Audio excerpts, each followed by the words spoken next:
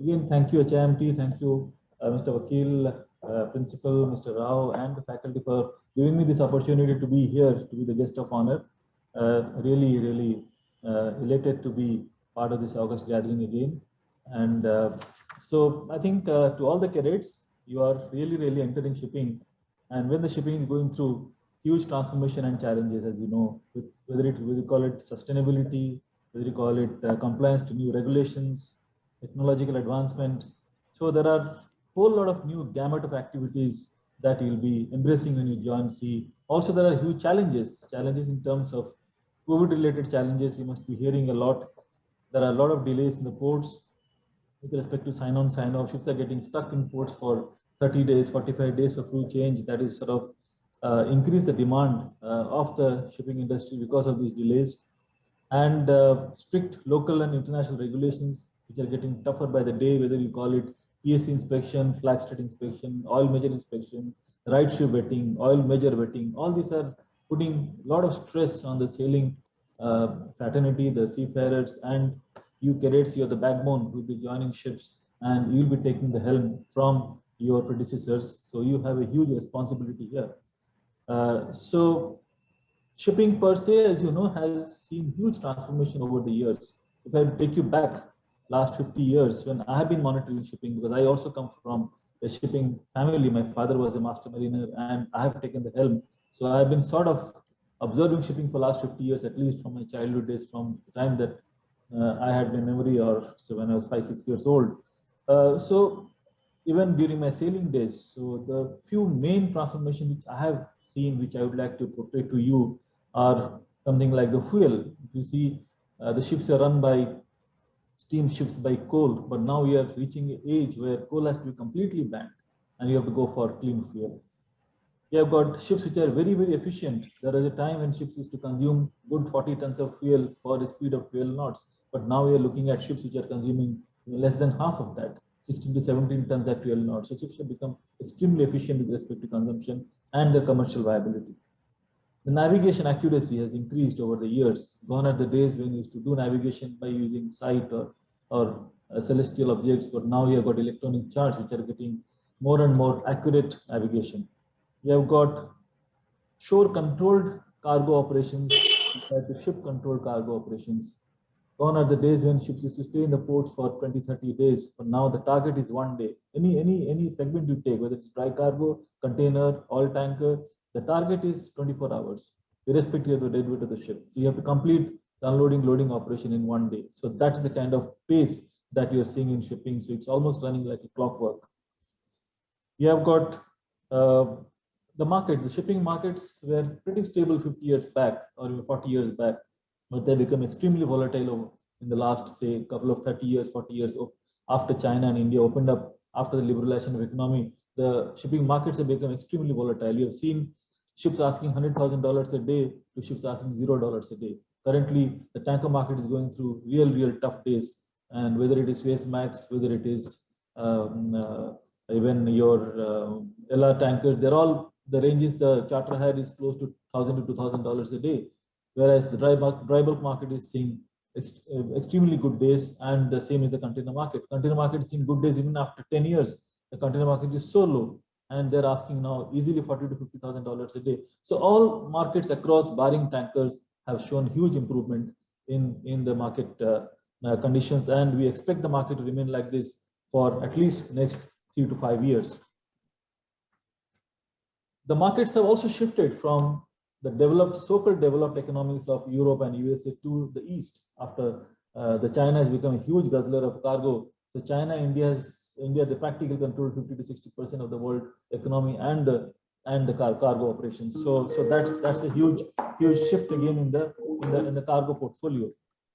So all these things have transformed over the last 30, 40 years. And you'll be also part of this journey when you join shipping, and you will see many changes that will come up in the next 30 to 40 years. So it's a journey which is continuing, and you will see many changes coming up.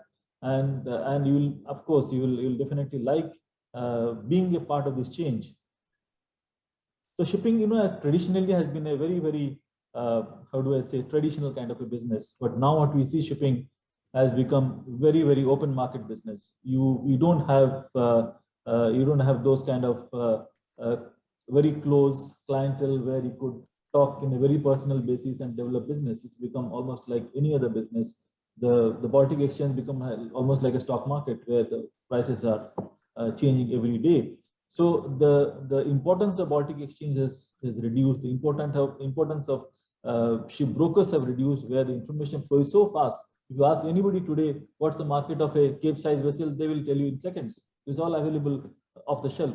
But you go back 20 years, if you ask anybody what the Cape market is in Pacific, or a Panamax market, or a container mid-size 4,000 TEU container market, nobody would know. They would ask a very reliable broker to give information. So information flow is become very, very fast and quick. As a result, to compete in this market for people like us who are in commercial shipping is extremely difficult, because you have to have good go on your information and on your client for you to do business. So doing business in shipping industry has become extremely competitive and tough, as against what we have seen even when I started doing commercial shipping even 15 years back. The market was relatively better. So these kind of changes you are seeing in the market, and you are the young entrepreneurs who are joining ship, and I'm sure after a few years you will take up shore jobs and you will see a completely different market. But having said all that, shipping is after all a very good profession, and the fact that I am a second generation shipping professional, I can always say that this is a very good business, very good profession to be in. But I have got few tips to give you, because since you'll be the future chief engineers, masters who will be sailing on the ships. So more than your job, I think you should sort of have a passion for this job. It's very important to have a passion. So you should develop a passion. And other than your job, nowadays you see the people who are sailing, they're going through difficult times because your port stays have reduced. You practically are stuck up in the ships. You cannot even go out. So you have to develop a passion for things like music, sports, painting, reading, photography, which is going to keep you occupied otherwise, and also will be good for your mental health and your physical health. Do some exercise on the ships other than your normal routine work. You must try and do your exams on time. It's very important that you must have a timeline for finishing your courses. I've seen a lot of people, they take easy when they join ships. They don't complete the exams on time. They don't finish their courses on time. So you must have a target to finish your exams on time, quickly become the top in the rank in the division that you join, and you must plan for a good shore life post your sailing career. Gain experience in various kinds of ships. So you must try and see if you can lay hands on most kind of ships. You cannot be doing all kinds, but at least most kinds, whether it is a tanker, container, bulk carrier, ro-ro, LPG, LNG, try and lay your hands on various, so you have good variety of experience that you can gain when you're sailing. Have a goal in life. You must have a vision in life. That could be anything. You can try and there are many kinds of shore jobs available for mariners. You must have a vision that what you should become, whether a lecturer, whether a marine surveyor, whether in agency, commercial shipping, port captain, technical management, vetting inspector, government of India jobs. Have a vision and work towards it. I always had a passion to get into commercial shipping, and I worked towards it.